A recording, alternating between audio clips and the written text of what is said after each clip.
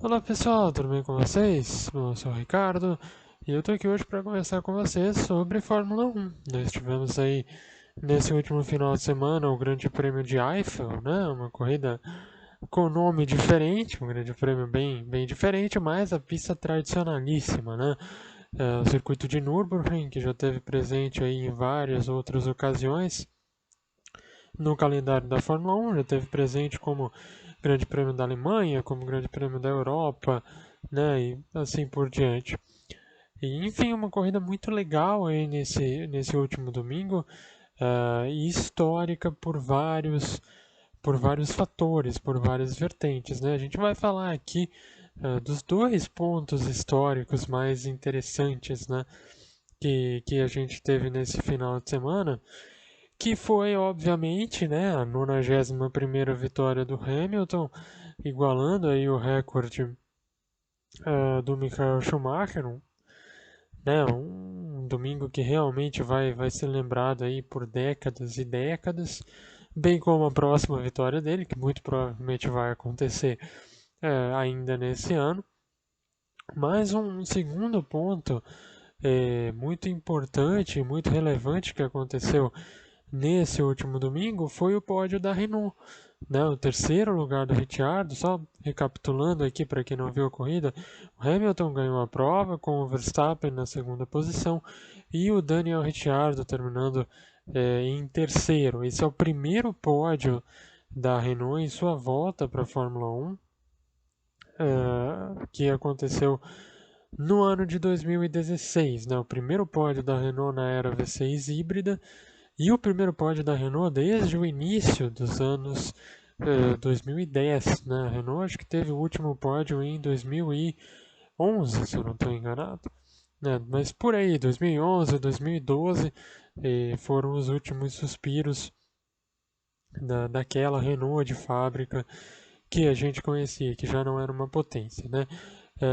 Mas se naquela época, se no final dos anos 2010, os últimos pódios da Renault foram ali um último suspiro, né? Foi mais um fechamento de um ciclo. A ideia aqui é diferente, é o oposto.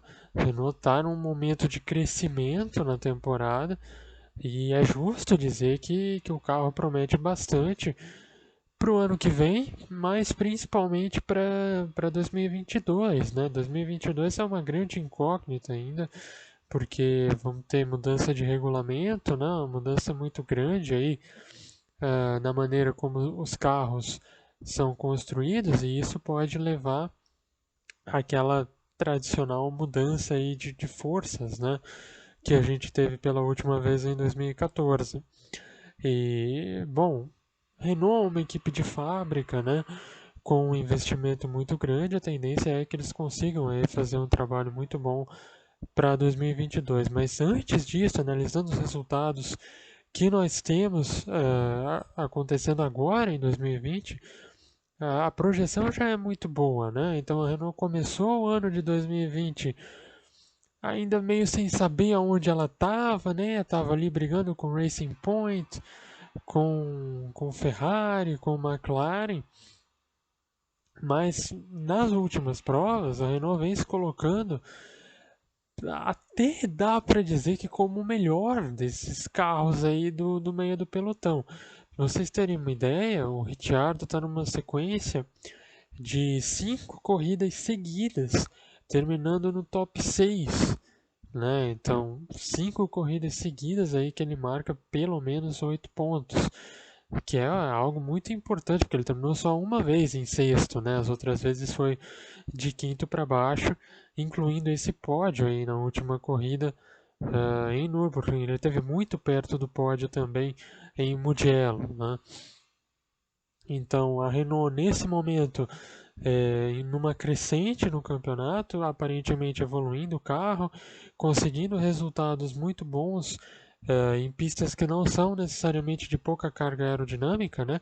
Que era uma característica do carro até essa temporada, e eu até mencionei nos textos anteriores, né, que eu escrevi no blog, que a gente pode esperar resultados bons da Renault porque tinha corrida em Spa, tinha corrida em Monza, né?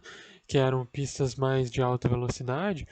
Mas agora não, a Renault foi muito bem em Mugello, que só tem uma reta gigante. A Renault foi muito bem em Nürburgring, né? Nürburgring é uma pista que as retas são muito curtas, a ultrapassagem é muito difícil em Nürburgring, né? O speed trap é tipo 310 km por hora.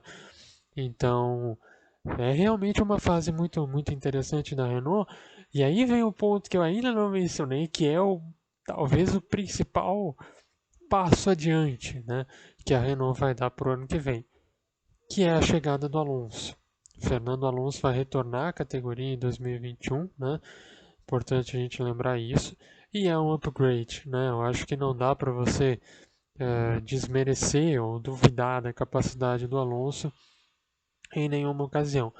É óbvio que a gente não tem certeza, né, de como ele vai voltar, que ele está aí 2 anos fora da categoria, né? Ele não teve nenhuma carreira específica nesse meio tempo, então ele fez Indy, ele fez Le Mans, ele fez até Rally Dakar, fez um monte de corridas alternativas, mas não teve um caminho específico.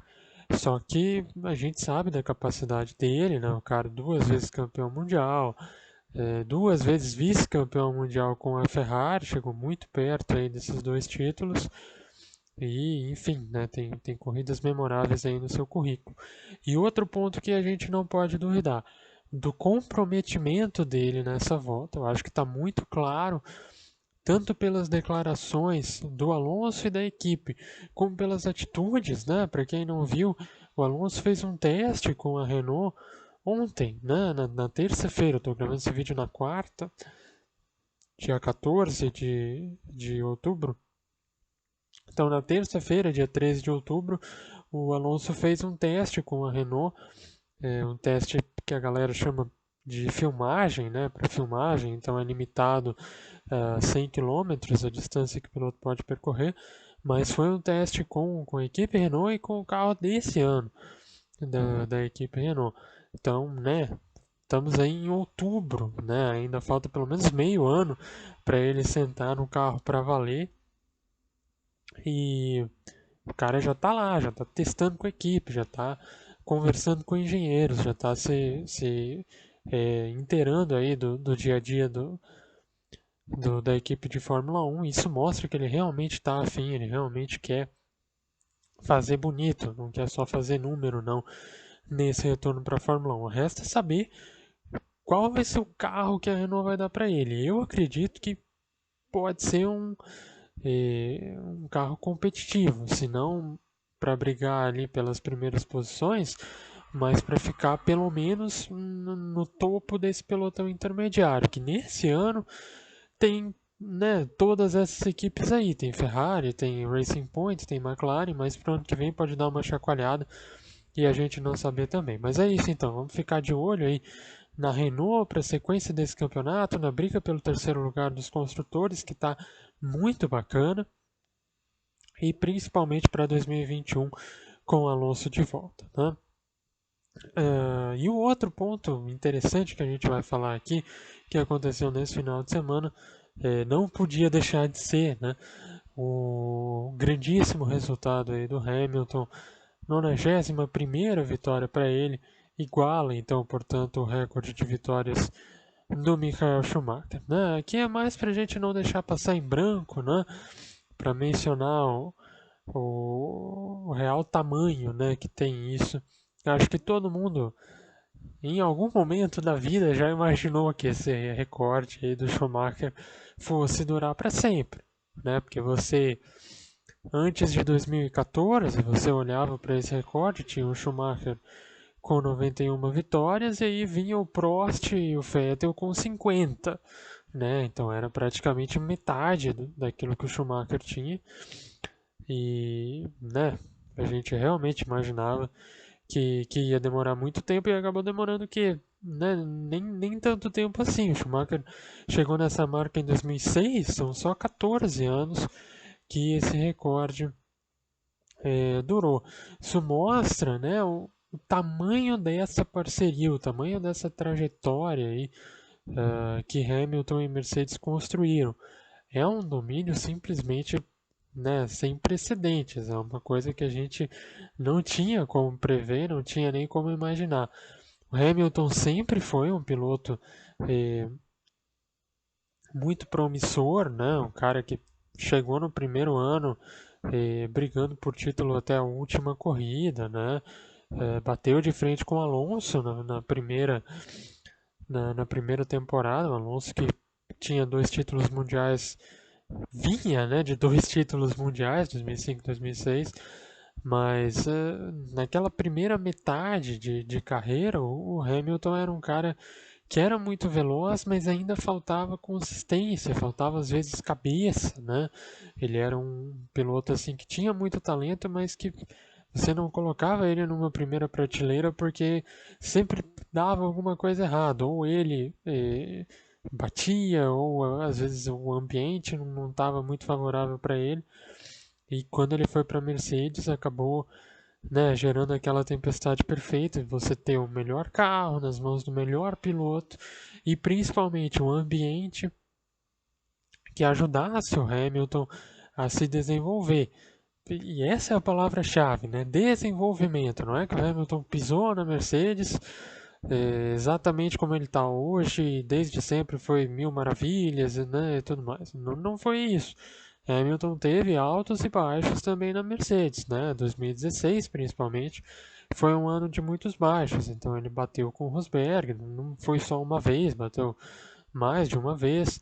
É, teve no final do ano toda aquela discussão lá de que estavam desfavorecendo ele, né?